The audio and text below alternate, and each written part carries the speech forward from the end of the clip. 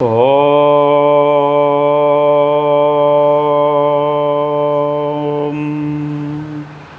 സച്ചിദാനന്ദരൂപായ കൃഷ്ണായ ക്ലിശുകാരിണേ നമോ വേദാന്തവേദ്യായ ഗുരവേ ബുദ്ധിസാക്ഷിണേ. ഹരേ ശരണമയ്യപ്പ. ശ്രീ ഗുരുഭ്യോ നമ. എല്ലാ സുഹൃതികളായ കുടുംബാംഗങ്ങൾക്കും നൂറായിരം സ്നേഹാശംസകൾ. സന്തോഷത്തിൽ നിന്നും സന്തോഷത്തിലേക്കുള്ള സംതൃപ്ത ജീവിതമാണ് നമ്മുടെ ജീവിത ലക്ഷ്യം. അതിന് ഈ ഹൈന്ദവ സംസ്കൃതി അത്യുജ്വലമായ ഒരു കുതിച്ചുചാട്ടമാണ് നമുക്ക് ദർശിക്കാൻ സാധിക്കുന്നത്.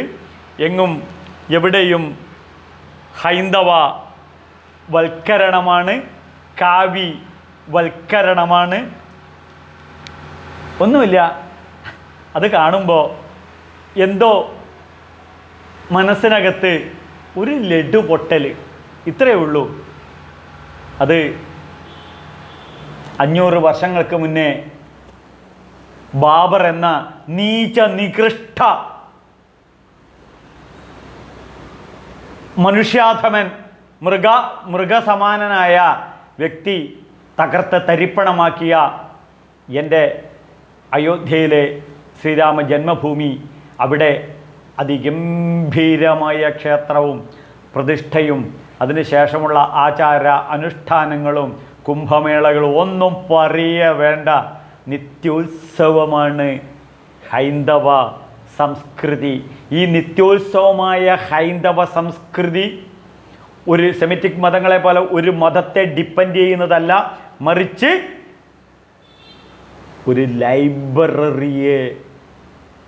ലൈബ്രറി തന്നെ ഉണ്ട് എന്ന സത്യാവസ്ഥ നാം പഠിക്കണം, നാം മനസ്സിലാക്കണം, നമ്മൾ അറിയിക്കണം. നമ്മളെ പൂർവികർ നമ്മളെ പഠിപ്പിച്ചില്ല എന്ന് പറഞ്ഞ് ഒഴിവ് പറയുകയല്ല, നാം പഠിക്കണം, അറിയണം, ഉൾക്കൊള്ളണം. നമ്മളെ മക്കളെ പഠിപ്പിക്കണം, അറിയണം, അവരെ അറിയിക്കണം. ഇല്ല എങ്കിൽ ലവ് ജിഹാദ് മുതൽ മദ്യവും മയക്കുമരുന്നും അടക്കമുള്ള ഭീകരത അവരെ കാർന്നു തിന്നാൻ കാത്തു നിൽക്കുന്നുണ്ട്. ഇപ്പോൾ നമ്മളെ മക്കളെ ക്ഷേത്രങ്ങളിൽ തൊഴുതു കൊണ്ടുപോകുന്ന ഒരു സംസ്കാരം, ഒപ്പം അവർക്ക് ഒരു പ്രാർത്ഥന എന്ന തട്ടിപ്പ് കേന്ദ്രം. പ്രാർത്ഥന എന്ന് പറയുന്നത് 100% ഹൈന്ദവധർമ്മത്തിന് വിരുദ്ധമാണ്.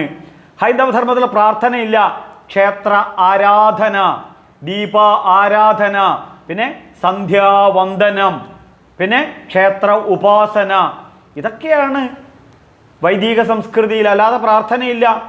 പ്രാർത്ഥന കൊണ്ട് ഒന്നും നടക്കില്ല. ഇലക്ട്രിസിറ്റി ബില്ലടക്കാതെ പ്രാർത്ഥിച്ചു കഴിഞ്ഞാൽ ഭഗവാൻ അല്ലെങ്കിൽ അള്ളാഹു അല്ലെങ്കിൽ യേശു ബില്ലടക്കുമോ? അടക്കില്ല. അവരൊന്ന് ഫീസ് വരും, അത്രയേ ഉള്ളൂ. യേശുവിനെ നല്ലോണം പ്രാർത്ഥിച്ചു, അള്ളാഹുവിനെ നല്ലോണം പ്രാർത്ഥിച്ചു, മുത്തപ്പനെ നല്ലോണം പ്രാർത്ഥിച്ചു, ബ്രേക്ക് വിട്ടാതെ വണ്ടി നിൽക്കുമോ? വണ്ടി നിൽക്കില്ല. അപ്പോൾ അറിവും കഴിവും പ്രവൃത്തിയും നമ്മളെ മക്കളെ പഠിപ്പിക്കണം. അറിവും കഴിവും പ്രവൃത്തിയും. എന്ത്? അറിവും കഴിവും പ്രവൃത്തിയും. ഇത് 3മാണ് നമ്മളെ മക്കളെ പഠിപ്പിക്കേണ്ടത്. അറിവുള്ളവരായി അവർ വളരട്ടെ, കഴിവുള്ളവരായി അവർ വളരട്ടെ, പ്രവൃത്തിയിൽ കർമ്മത്തിൽ സ്വധർമ്മം അപിചാപേക്ഷ ന വികമ്പിതുമർഹസി. ഭഗവത്ഗീതയിൽ ഭഗവാൻ നമ്മളെ പഠിപ്പിക്കുന്നു. അവനവൻ്റെ കർമ്മ. അപ്പോൾ അറിവ് കഴിവ് പ്രവൃത്തി, ഇതിൽ 3ലും നമ്പർ 1 ആകാൻ നമ്മളെ മക്കളെ പ്രാപ്തമാക്കണമെങ്കിൽ അവർക്ക് ഈ ധർമ്മശാസ്ത്രം എന്താണെന്ന് കൃത്യമായും വ്യക്തമായും ശുദ്ധമായും സൗന്ദര്യാത്മകപരമായി മധുരമായി അവരെ തോളിൽ കൈയിട്ടുകൊണ്ട്. സോഷ്യൽ മീഡിയയുടെ കാലമാണ്. അപ്പോൾ ആർട്ടിഫിഷ്യൽ ഇൻ്റലിജൻസിനും അൾട്രാ മോഡേൺ സയൻസിനും കോമൺ സെൻസിനും ബുദ്ധിക്കും യുക്തിക്കും ആസക്തി ചെയ്യാവുന്ന രീതിയിൽ നമ്മൾ അവരെ പഠിപ്പിക്കണം. ഇപ്പോൾ നമ്മുടെ മക്കൾ മൊബൈൽ മാനിയയാണ്. മൊബൈലിനോടുള്ള അമിതമായ ഇൻട്രസ്റ്റാണ് നമ്മുടെ മക്കൾക്ക്. ജനിച്ച കുട്ടികൾ മുതൽ മരിക്കാൻ കിടക്കുന്ന കിളവനടക്കം മൊബൈൽ മാനിയ. അപ്പോൾ നമ്മുടെ മഹാരോഗം എന്താണ്? മൊബൈലാണ്. നമ്മുടെ ഭാര്യയുടെ മഹാരോഗം എന്താണ്? മൊബൈലിനോടുള്ള അമിതാസക്തിയാണ്. നമ്മുടെ മകളുടെ രോഗം എന്താണ്? മകൾ മൊബൈലിനോട് ഒരു അമിതാർപ്പണ സ്വഭാവം. അപ്പോൾ കിഴക്കോട്ട് തിരിഞ്ഞ് ഭാര്യ മൊബൈൽ തോണ്ടും, പടിഞ്ഞാറോട്ട് തിരിഞ്ഞ് ഭർത്താവ് മൊബൈൽ തോണ്ടും, തെക്കോട്ട് തിരിഞ്ഞ് മകൻ മൊബൈൽ തോണ്ടും, വടക്കോട്ട് തിരിഞ്ഞ് മകൾ മൊബൈൽ തോണ്ടും. അപ്പോൾ നോർത്ത് ഈസ്റ്റ് വെസ്റ്റ് സൗത്ത് സർവം മൊബൈൽ മയം കുടുംബം. അപ്പോൾ ഈ മൊബൈലിൽ നിന്നും എന്താണ് കിട്ടുന്നത്? ഒന്നുമില്ല, കുറച്ച് എൻ്റർടൈൻമെൻറ്റ് കിട്ടും, കുറച്ച് എൻ്റർടൈൻമെൻറ്റ് കിട്ടും. അപ്പോൾ ശ്രദ്ധിക്കണം, ഈ മൊബൈലിനോടുള്ള ഒരു ഇൻട്രസ്റ്റ് അവനവൻ്റെ ജീവിതത്തിലോട്ട് തിരിച്ചു വിടുകയാണെന്നുണ്ടെങ്കിൽ, ഇത് തന്നിലേക്ക് തന്നെ തിരിച്ചു വിടുകയാണെങ്കിൽ ലൈഫ് എൻജോയ്മെൻ്റ് ആയിത്തീരും. ലൈഫ് എൻജോയ്മെൻറ്റ് ആയിത്തീരും. മൊബൈൽ നിഷേധിക്കാനല്ല ഇവിടെ വന്ന്, അതിനോടുള്ള അമിതാസക്തി ഒഴിവാക്കുക.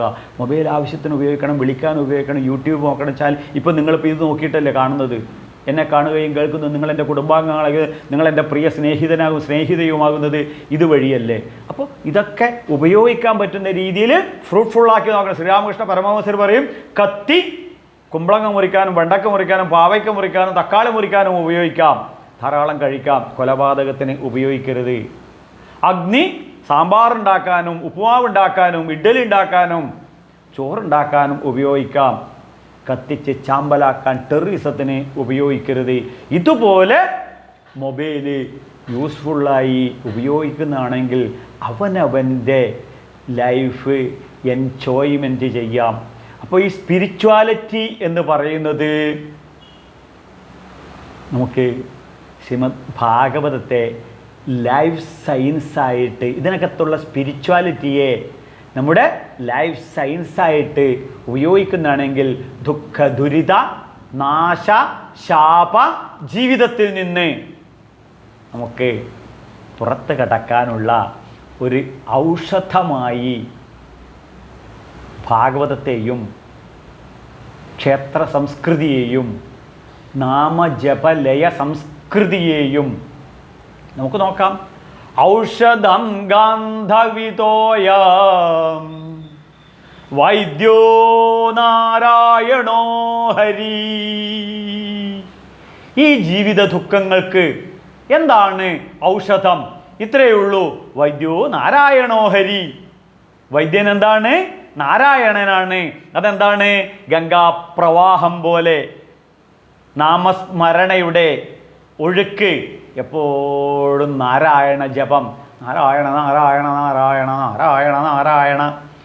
രാവിലെ 4:30 കഴിഞ്ഞാൽ എൻ്റെ അമ്മ തുടങ്ങിയായി നാരായണ നാരായണ നാരായണ നാരായണ നമശിവായ നമശിവായ. രാവിലെ 4:30 തുടങ്ങിക്കഴിഞ്ഞാൽ രാത്രി 10 മണി വരെ എൻ്റെ അമ്മയെ ജീവിത ദുഃഖം തരി പോലും ഏൽക്കാതെ, ദുഃഖ ദുരിതത്തിൽ നിന്നും ശാപനാശ ജീവിതത്തിൽ നിന്നും സന്തോഷ സംതൃപ്ത ജീവിതം എൻ്റെ അമ്മയ്ക്ക് ലഭിച്ച്, അമ്മ ഇത് എന്നെ പഠിപ്പിച്ചതുകൊണ്ടാണ് എനിക്കിത് നിങ്ങൾക്ക് പറയാനുള്ളത്. അപ്പോൾ സങ്കീർത്യ നാരായണ ശബ്ദമാത്രം വിമുച്യ ദുഃഖ സുഖിനോ ഭവന്തു. ഈ ദുഃഖ ദുരിതങ്ങളിലേക്ക് മനസ്സ് തിരിച്ചുവിടാതെ ഈ നാരായണ മന്ത്രം കൊണ്ട് എൻ്റെ അമ്മ എന്നെ പഠിപ്പിച്ചതാണ് ഈ നാരായണ മന്ത്ര മാധുര്യം. അപ്പോൾ ഈ ഔഷധമായി ഇതിനെ ഉപയോഗിക്കുന്നതാണെന്നുണ്ടെങ്കിൽ അതിനെ പറയും മയ്യർപ്പിത മനോബുദ്ധി.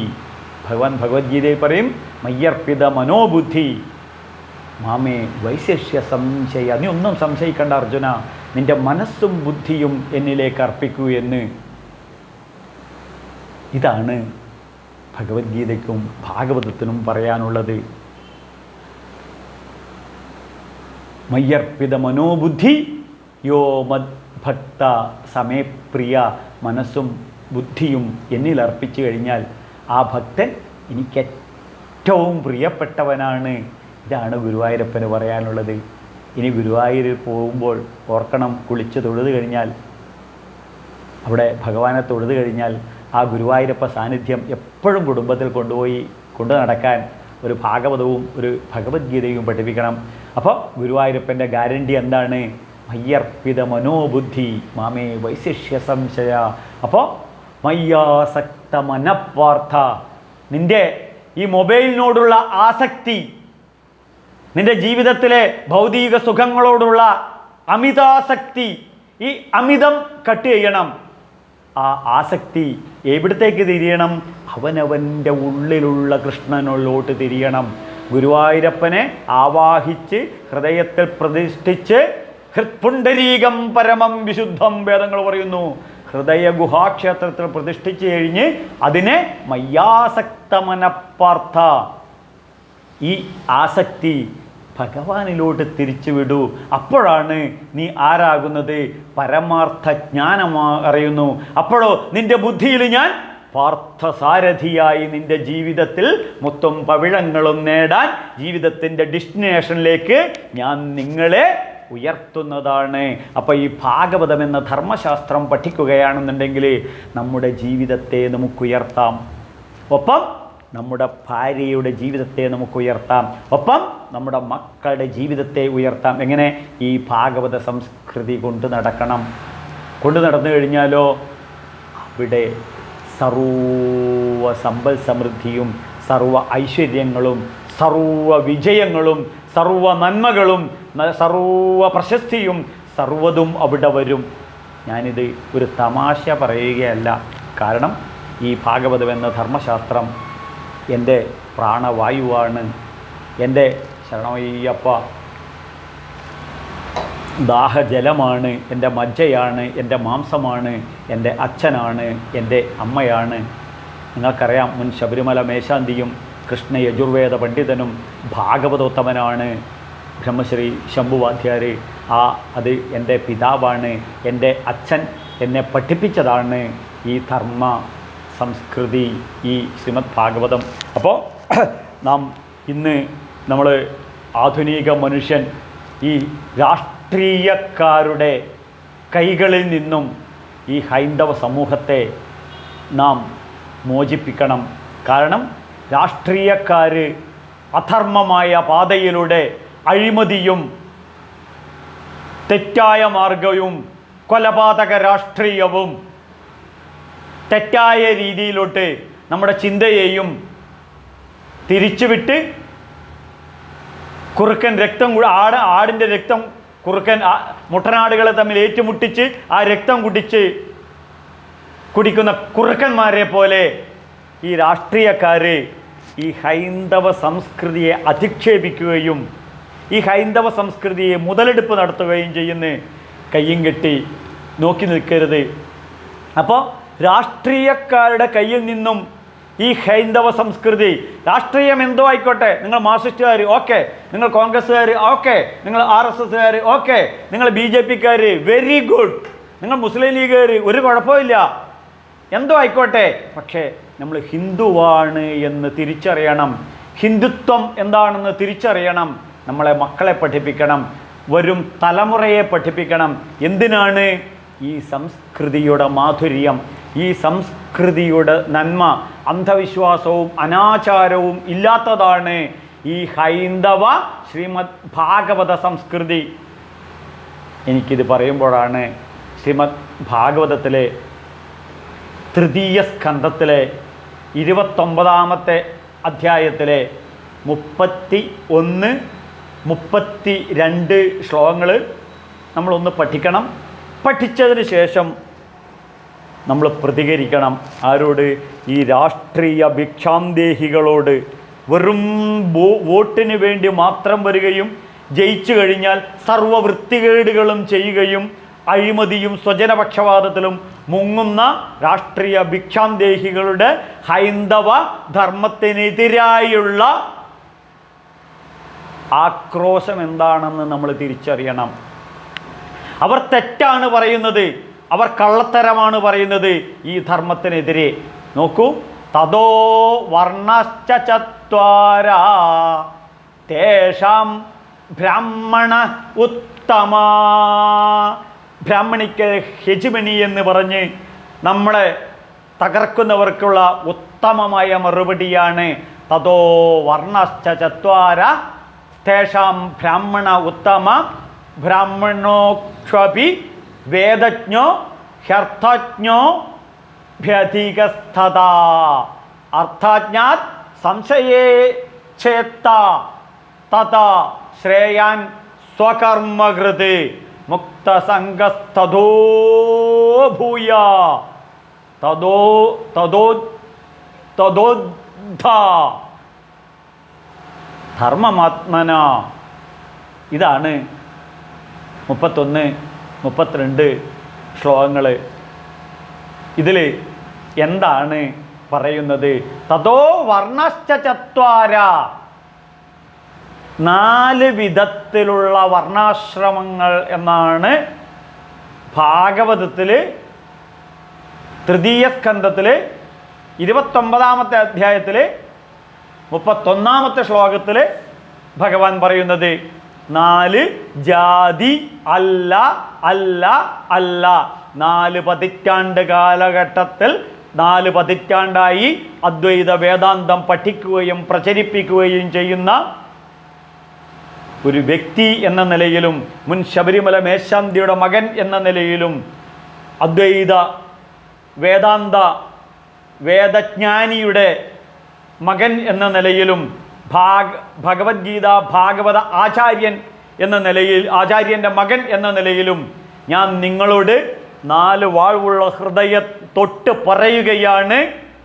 ഈ രാഷ്ട്രീയ അന്ധന്മാരോട് പറയുകയാണ്, 4 ജാതി അല്ല അല്ല അല്ല. തതോ വർണ്ണാശ്ച ചത്വാര, 4 വർണ്ണാശ്രമങ്ങൾ. വർണ്ണാശ്രമങ്ങൾ എന്ന് പറഞ്ഞാലോ, വർണ്ണാശ്രമങ്ങൾ ധർമ്മങ്ങൾ. ഇതിലോ ബ്രാഹ്മണ ക്ഷത്രിയ വൈശ്യ ശൂദ്ര പരിചാര്യാത്മകം കർമ്മ ശൂദ്രസ്യാപി സ്വഭാവച. ശൂദ്രൻ ആരാണ്?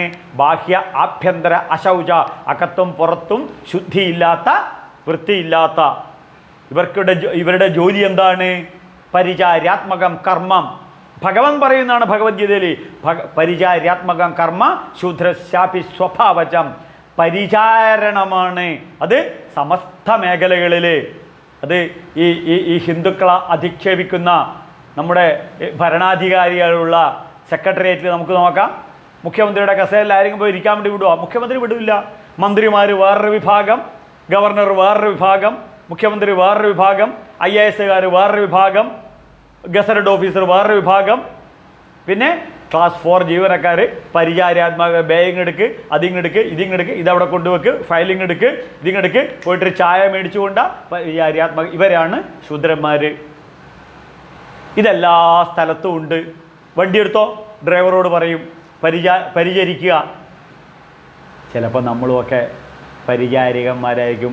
വീട്ടിൽ അടുക്കളയിൽ ഭാര്യയുടെ കൂട്ടത്തിൽ പാത്രം കഴുകാൻ നമ്മൾ സഹായിച്ചു കഴിഞ്ഞാൽ നമ്മളും ശൂദ്രനായി. വീട്ടിൽ അടിച്ചു വാരാൻ നമ്മളെ ഭാര്യയെ സഹായിച്ചു കഴിഞ്ഞാൽ നമ്മളും ശൂദ്രനായി. അതുപോലെ തന്നെ വൈഫിനോട് സരസ്വതി പെട്ടെന്ന് കാറ് തുടച്ചു വെക്ക്, ഭാര്യയും ശൂദ്രയായി. മക്കളോട് എടാ പെട്ടെന്ന് മുമ്പിലുള്ള ഇതൊക്കെ കാടൊക്കെ കളഞ്ഞ് എല്ലാം ഒന്ന് വൃത്തിയാക്കി മൊത്തം തുടച്ച് എന്നുള്ള ക്ലീനാക്കിയ രാമൻ നായർ അദ്ദേഹത്തിൻ്റെ ഭാര്യയും കൂട്ടിയിട്ട് വരുന്നുണ്ട്. മക്കളും ശൂദ്രരായി.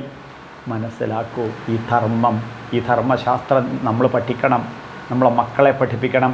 ഇത് ആചരിക്കുകയാണ് ഗൃഹസ്ഥ ആശ്രമം. അപ്പോൾ വർണ്ണാശ്രമങ്ങളിൽ അറിവ് പഠിക്കുകയും ജ്ഞാനം പഠിക്കുകയും വേദം പഠിക്കുകയും വേദം പഠിപ്പിക്കുകയും വേദം പ്രചരിപ്പിക്കുകയും ചെയ്യുന്ന വിഭാഗത്തെയാണ് ബ്രാഹ്മണൻ. അധ്യാപനം ഇതാണ് ബ്രാഹ്മണര്. അപ്പോൾ തതോ വർണ്ണാശ്രമശ്ചത്വേഷാം ബ്രാഹ്മണ ഉത്തമന്മാരായി ജ്ഞാനികളായി അറിവുള്ളവരായി, മാനനീയരായി. അറിവിനെ നമ്മൾ ആരും മാനിക്കും? കോട്ടിനെയും സൂട്ടിനെയും പദവിയെയും അലങ്കാരത്തെയും ഒന്നുമല്ല ഗാന്ധിജിയെ നമ്മൾ ബഹുമാനിക്കുന്നത്. രഘുപതി രാഘവ രാജ, രഘുപതിയായ ഹേ റാം. കക്ഷത്തിലൊരു ഭഗവത്ഗീതയും എടുത്തുകൊണ്ട് അതിന് ഭാഷ്യം രചിച്ചുകൊണ്ട് ഒരു ഹൈന്ദവ ധർമ്മത്തിൽ അധിഷ്ഠിതമായി മുന്നോട്ട് നീങ്ങുന്ന ഗാന്ധിജി. അപ്പോഴാണ് നമ്മൾ ഗാന്ധിജിയെ ബ്രഹ്മസംസ്കാരത്തിലെ ശ്രേഷ്ഠ ബ്രാഹ്മണനായി കരുതുന്നത്. അപ്പോൾ ധർമ്മങ്ങളിലെല്ലാവരും അനുഷ്ഠിക്കണം. അപ്പോൾ നമ്മളെന്താണ്? തതോ വർണ്ണാശ്രമത്തിൽ ബ്രാഹ്മണ സംസ്കാരത്തിൽ പഠിക്കുകയും പഠിപ്പിക്കുകയും പ്രചരിപ്പിക്കുകയും ചെയ്യുന്നത് ഉത്തമന്മാർ, ബ്രാഹ്മണർ. അപ്പം അതിന് ബ്രാഹ്മണേഷ്വപി വേദജ്ഞോ. അപ്പോൾ വേദം പറയുകയും പഠിപ്പിക്കുകയും പ്രചരിപ്പിക്കുകയും ചെയ്യുന്നത് ഒന്നുകൂടെ ഉത്തമന്മാരാകുന്നു. അർത്ഥം അറിയുന്നവർ അതിനേക്കാൾ ഒന്നും കൂടെ അധികസ്ഥതോ, ഒന്നും കൂടെ ഉത്തമന്മാരാക്കുന്നത്. അർത്ഥജ്ഞാൻ സംശയച്ചോത്തോ. അപ്പോൾ സമൂഹത്തിൽ വരുന്ന സംശയങ്ങൾ, ജീവിതത്തിൽ വരുന്ന സംശയങ്ങൾ, വാസ്തുവിൽ വരുന്ന സംശയങ്ങൾ, ജ്യോതിഷത്തിൽ വരുന്ന സംശയങ്ങൾ, നമ്മളിപ്പോൾ സംശയത്തിൽ എല്ലാം ഗൂഗിൾ കുമാറിനോട് ചോദിക്കുമല്ലോ, വാട്സാപ്പുകാരോട് ചോദിക്കുമല്ലോ, യൂട്യൂബുകാരോട് ചോദിക്കുമല്ലോ. ഇതുപോലെ ചോദിക്കുന്ന ആ ജ്ഞാനികളെയാണ് ഇവിടെ അതിനേക്കാൾ ഉത്തമന്മാർ എന്ന് പറയുന്നു. ഇനി തുടർന്ന് നമുക്ക് കേൾക്കണം. ശ്രേയാൻ സ്വകർമ്മകൃത്. ധർമ്മം എല്ലാവരും അനുഷ്ഠിക്കണം. ശ്രേയാൻ സ്വകർമ്മകൃത്. ഭഗവത്ഗീതയിൽ ഭഗവാൻ പറയുന്നു, സ്വധർമ്മം അപിചാപേക്ഷ ന വികമ്പിതുമർഹസി. ഇതിനു മാത്രം ഒരു വിട്ടുവീഴ്ചയും ചെയ്യരുത്. അവനവൻ്റെ ധർമ്മം ചെയ്യാൻ. ധർമ്മം, ഭാര്യയുടെ ധർമ്മം എന്താണ്? ആ ധർമ്മം നമുക്കറിയാം. നമ്മുടെ കുടുംബത്തിൽ നമ്മുടെ ഭാര്യയ്ക്ക് എന്തൊക്കെയാണ് ധർമ്മം, അതുതന്നെ ധർമ്മം. ഭർത്താവിന് എന്തൊക്കെയാണ് ധർമ്മം എന്ന് നമുക്ക് നല്ലതായിട്ട് ബോധമുണ്ട്. അതുതന്നെ ധർമ്മം. മക്കളുടെ ധർമ്മം നമ്മൾ മക്കളെ പഠിപ്പിക്കാൻ. അവർ പഠിക്കൂ എന്ന് പറഞ്ഞാൽ അവർക്ക് ഇറിറ്റേഷനാണ്. അവർ പഠിക്കാൻ പ്രാപ്തരാക്കി അവരെ ഉയർത്തണം. ഇതാണ് നമ്മുടെ പിതൃധർമ്മം. പിതൃധർമ്മം, മാതൃധർമ്മം, പുത്രധർമ്മം, പിന്നെ പുത്രിധർമ്മം, പിന്നെ പൗരധർമ്മം. അപ്പോൾ ഈ ധർമാചരണമാണ് തതോ വർണ്ണാശ്രമച്ചത്വാര്.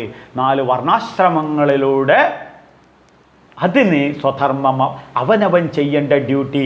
മക്കൾ പഠിച്ച് ഫസ്റ്റ് റാങ്ക് മേടിക്കേണ്ട കുട്ടികൾ പഠിക്കണം. ജോലിക്ക് പോകേണ്ട ആൾക്കാർ ജോലിക്ക് പോകണം. കുടുംബം നോക്കുന്ന ആൾക്കാർ കുടുംബം നോക്കണം. കൃഷി ചെയ്യേണ്ട ആൾക്കാർ കൃഷി ചെയ്യണം. ഇതാണ് ശ്രേയാൻ സ്വകർമ്മകൃത് മുക്തസംഘസ്തോ ഭൂയാൻ. സംഘത്തിൽ നിന്ന് വിട്ടവൻ ശ്രേഷ്ഠൻ. ഭഗവാൻ ഇത് ഭാഗവതത്തിൽ പറയാൻ കാരണം മനുഷ്യരെല്ലാവരും ശ്രേഷ്ഠരായി ഉയരണം. തളരരുത്, തകരരുത്, പതിച്ച് നശിക്കരുത്. എല്ലാവരും ഉയരണം, എല്ലാവരും വളരണം, ആകാശത്തോളം വളരണം. ഇതാണ് ഭാഗവത ധർമ്മം. അപ്പോൾ ഈ എല്ലാ സംഘത്തിൽ നിന്നും വിട്ടവനാണ് ശ്രേഷ്ഠന്മാരെ. അപ്പോൾ ആത്മന ധർമ്മം അധോഗ്ധ. എന്താണ്? നിഷ്കാമ കർമ്മങ്ങൾ. നിഷ്കാമ കർമ്മ ധർമാനുഷ്ഠാനി തഥാ. എന്താണ്? പരമശ്രേഷ്ഠൻ. നിഷ്കാമ കർമ്മ അനുഷ്ഠാനി ആരാണ്? തഥാ, പരമശ്രേഷ്ഠൻ. നിഷ്കാമ കർമ്മങ്ങൾ എന്താണ്? സ്വാർത്ഥതയിൽ നിന്നും ഉയർന്ന് സർവീസ് ആറ്റിറ്റ്യൂഡിലേക്ക് നമ്മുടെ ജീവിതത്തെ ഉയർത്തണം. അപ്പോൾ നിത്യം യജ്ഞേ പ്രതിഷ്ഠിതം. ഗുരുവായൂരിൽ കുളിച്ചു തൊഴുത ഭക്തന്മാർ ആ പ്രതിഷ്ഠയെ ഹൃദയത്തിൽ കൊണ്ട് നടക്കുമ്പോൾ പിന്നീട് ജീവിതം യജ്ഞ സംസ്കൃതിയിൽ കോർഡിനേഷൻ, കോഓപ്പറേഷൻ, കളക്ഷൻ, ഡിസ്ട്രിബ്യൂഷൻ, ഇത് 4 കൂടുന്ന ഒരു സഹകരണാധിഷ്ഠിത ജീവിതത്തിലോട്ട് നാം ഉയരണം. ഇതാണ് നിഷ്കാമ കർമാനുഷ്ഠാനം. അങ്ങനെയുള്ളവരോ തഥാ പരമശ്രേഷ്ഠരെ. എല്ലാവരും പരമശ്രേഷ്ഠരാകൂ എന്നുള്ളതാണ്. വേദാനാം സാമവേദോസ്മി, ഭഗവാൻ ഭഗവത്ഗീതയിൽ പറയുന്നു, വേദങ്ങളിൽ ഞാൻ സാമവേദമാകുന്നു. എന്താണ്? സമത്വാധിഷ്ഠിത സമവേദം. എല്ലാവരെയും ഒരുപോലെ കാണുക, എല്ലാവരെയും ഒരുപോലെ ചിന്തിക്കുക, എല്ലാവരെയും ഒരുപോലെ പെരുമാറുക, എല്ലാവരോടും ഒരുപോലെ പ്രേമാധിഷ്ഠിതമായി പരമപ്രേമസ്വരൂപനായ കൃഷ്ണ ഉപാസനയിലൂടെ പരമസ്നേഹം എല്ലാവരിലോട്ടും എത്തിക്കുക. ശ്രദ്ധിക്കണം, ജാതി സംവരണമുള്ള ഒരു പരിഷ്കൃത സമൂഹമാണ്, രാഷ്ട്രീയക്കാരുടെ തുറുപ്പ് ചീട്ടാണ് ഈ ജാതി സംവരണം. ജാതി സംവരണത്തിന് ഹൈന്ദവ ധർമ്മം എതിരാണ്. ഇവിടെ ന്യൂനപക്ഷ സംവരണമാണ്, ഇവിടെ ക്രിസ്ത്യൻ സംവരണമാണ്, ഇവിടെ മുസ്ലിം സംവരണമാണ്. ഇതിന് ഭാഗവതവും വേദവും ഭഗവത്ഗീതയും എതിരാണ്. ഇവിടെ മുസ്ലിം വ്യക്തിഗത നിയമം, ഇവിടെ ക്രിസ്ത്യൻ പിന്തുടർച്ചാവകാശ നിയമം, ഇതിന് എതിരാണ് ഹൈന്ദവ ധർമ്മം. അതുകൊണ്ട് തന്നെ നമ്മുടെ മോദിജിയുടെ നേതൃത്വത്തിലുള്ള ഭരണകൂടം എന്താണ്? ഏകീകൃത സിവിൽ കോഡ്. നമ്മളെല്ലാം ഭാരതാംബയുടെ മക്കളാണ്. നമ്മളിലുള്ള ഹൈന്ദവ രക്തം, നമ്മളിലുള്ള ക്രൈസ്തവ രക്തം, നമ്മളിലില്ല മുസ്ലിം രക്തം, നമ്മളിലില്ല സിഖ് രക്തം, നമ്മളിലുള്ളത് ഭാരതാംബയുടെ രക്തമാണ്. ഒരൊറ്റ മത്ത പരതരം നഞ്ഞത് കിഞ്ചിതസ്ഥി ധനഞ്ജയ മയി. ഈ സൂത്രേ മണിഗണായവ, ഈ ചരടിൽ കോർത്ത മുത്തമണികൾ പോലെയാണ് 140 കോടി ജനത എന്ന് തിരിച്ചറിയണം. അപ്പോൾ ഏകീകൃത സിവിൽ കോഡ് ഇവിടെ വന്നേ മതിയാകൂ. നോക്കൂ, 21ാം നൂറ്റാണ്ടിൽ 2025 കേരളത്തിൽ അങ്ങോളം ഇങ്ങോളം ഒരു കൊടിവെച്ച മന്ത്രി പറക്കുന്നുണ്ട്. എന്താണ്? ജാതിയുടെ മന്ത്രി. എന്തിൻ്റെ മന്ത്രി? ജാതിയുടെ മന്ത്രി, മതത്തിൻ്റെ മന്ത്രി. ജാതി സംവരണം. ഇവിടെ ഞാൻ വൈക്കത്താണ് താമസിക്കുന്നത്, ഞാൻ വൈക്കംകാരനാണ്. പക്ഷേ ഇവിടെ എനിക്ക് മത്സരിക്കാൻ പറ്റില്ല നിയമസഭയിൽ. പിന്നെ പട്ടികജാതിക്കാർക്ക് മാത്രം സംവരണം ചെയ്ത് ഒറ്റപ്പാലത്ത് പോയിട്ടൊന്ന് മത്സരിച്ചു നോക്ക്. മത്സരിച്ച് നമ്മൾ അപേക്ഷ കൊടുത്താൽ പറയും നിങ്ങൾ പട്ടികജാതിക്കാരനല്ല, അതുകൊണ്ട് തിരിച്ചയക്കുന്നു. പഞ്ചായത്ത് തെരഞ്ഞെടുപ്പിൽ പട്ടികജാതി സംവരണം, സഹകരണ ബാങ്ക് തെരഞ്ഞെടുപ്പിൽ ജാതി സംവരണം. നോക്കൂ, ഈ രാഷ്ട്രീയക്കാരൻ്റെ തുറുപ്പ് ചീട്ടിൻ്റെ ചട്ടുകമായി മാറുകയാണ് ഭാരതത്തിലെ ഓരോ പൗരനും. അപ്പോൾ ഭിന്നിപ്പിച്ച് ഭരിക്കുക എന്ന ബ്രിട്ടീഷുകാരൻ്റെ തന്ത്രമാണ് ഇപ്പോൾ ഇവിടെ ഈ രാഷ്ട്രീയ വ്യാഖ്യാന്തേഹികൾ നടത്തുന്നത്. അപ്പോൾ ഈ മതേതര നാണമില്ലേ?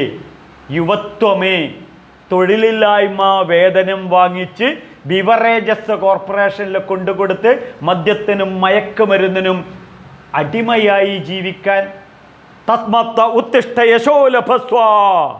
ഭഗവാൻ ഭഗവത്ഗീതയിൽ പറയുകയാണ്, ഉത്തിഷ്ഠത ജാഗ്രത പ്രാപ്യവരാൻ നിബോധിത.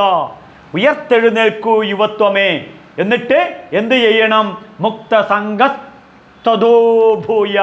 എല്ലാ ജാതി മത വർണ്ണ വർഗ ലിംഗവ്യത്യാസങ്ങളുടെയും ചരടുകളിൽ നിന്നും ബന്ധനത്തിൽ നിന്നും പുറത്തു വന്ന് സ്വതന്ത്രമായ ഒരു ജീവിതം. അപ്പോഴോ ലോക സമസ്ത സുഖിനോ ഭവന്തു. ലോകത്തിലെ മുഴുവൻ സർവചരാചരങ്ങൾക്കും സുഖം വരട്ടെ എന്ന നിലയിൽ ഓരോ ഹിന്ദുവും ഹൈന്ദവ ധർമ്മത്തിൽ അധിഷ്ഠിതമായി ഉയരണം. അപ്പോഴോ ജാതി നീതി കുല ഗോത്ര ദൂരകം രൂപനാമ വിഷയാദിവർത്തിയാം ദേശകാല വിഷയാദിവർത്തിയാം ബ്രഹ്മതത്വമസി ഭാവമാത്മനി. ജാതിക്കും നീതിക്കും കുലത്തിനും ഗോത്രത്തിനും അതീതമായി ചിന്തിക്കണം എന്നാണ് ശങ്കരാചാര്യർ എന്നെ പഠിപ്പിച്ചത്. ഇതാണ് എനിക്ക് ശങ്കരാചാര്യർ ലോകത്തിനോട് പറയാനുള്ളത്. അല്ലാതെ ജാതിയുടെയും മതത്തിൻ്റെയും അല്ല അല്ല അല്ല. അപ്പോൾ നമേ ജാതി ഭേദം നമേ മൃത്യുശങ്ക, ഇതാണ് ശങ്കരാചാര്യർക്ക് പറയാനുള്ളത്. ചണ്ടാളോസ്തു ദ്വിജോസ്തു വപുരിത്യേഷ മനീഷാ മമ. എൻ്റെ ബുദ്ധിയിൽ ഉറച്ചുകൊണ്ട് ഞാൻ പറയുന്നതാണ് മനീഷാ പഞ്ചകത്തിലെ ശങ്കരാചാര്യർ. നീ ബ്രാഹ്മണനായിക്കോട്ടെ, ക്ഷത്രിയനായിക്കോട്ടെ, വൈശ്യനായിക്കോട്ടെ, ശൂദ്രനായിക്കോട്ടെ, ഇനി ചണ്ടാലനായിക്കൊള്ളട്ടെ, നിന്നിൽ ജ്വലിക്കുന്ന ജ്യോതിയാണ് ആത്മജ്യോതി.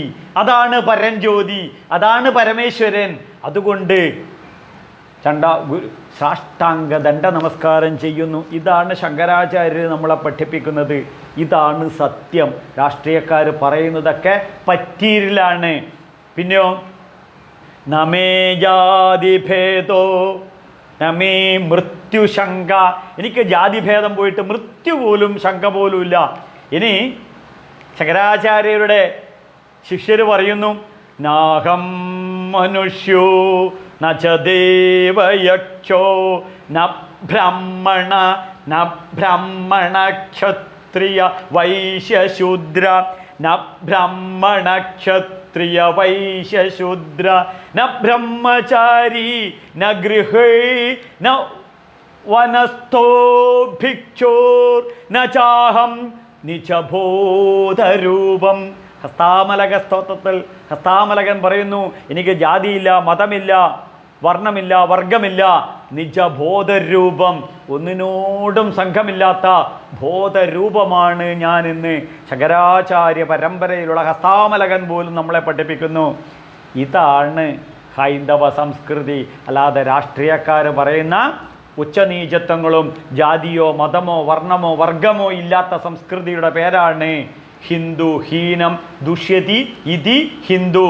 എന്ത്? വൃത്തിഹീനമില്ലാത്തത്, ദുഷിച്ച ദുഷ്ട ദുരിത ചിന്താഗതികളില്ലാത്തത്.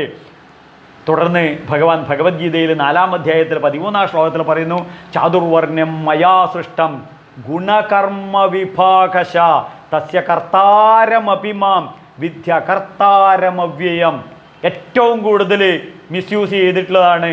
ഇത് പറഞ്ഞിട്ടാണ് EMS ഈ കേരള ജനതയെ ചതിയുടെ കുഴിയിൽ മുങ്ങിപ്പൊങ്ങി കേരളത്തെ നാശത്തിൻ്റെ വിത്ത് പാകിയത്. എന്നിട്ട് എന്താ ചെയ്തത്?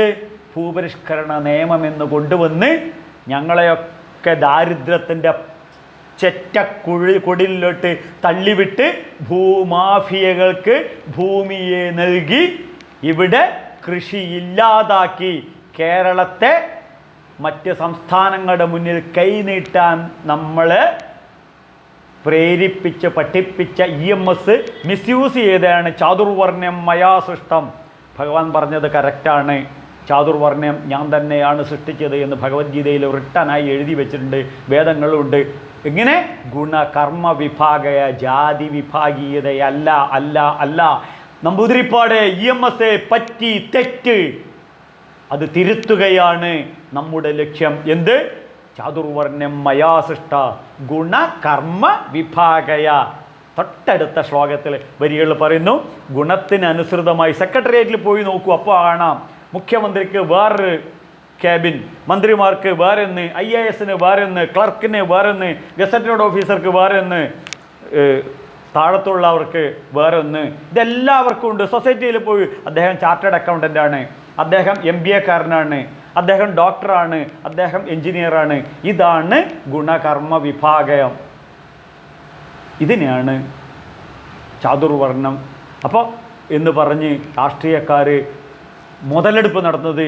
ഇനി ഇതിന് നമ്മൾ അവരെ വിട്ടുകൊടുത്ത് ചാതുർവർണ്ണമായ തസ്യ കർത്താരമഭിമാം മാം, ഇതിന് ഞാൻ തന്നെയാണ് ഉത്തരവാദി.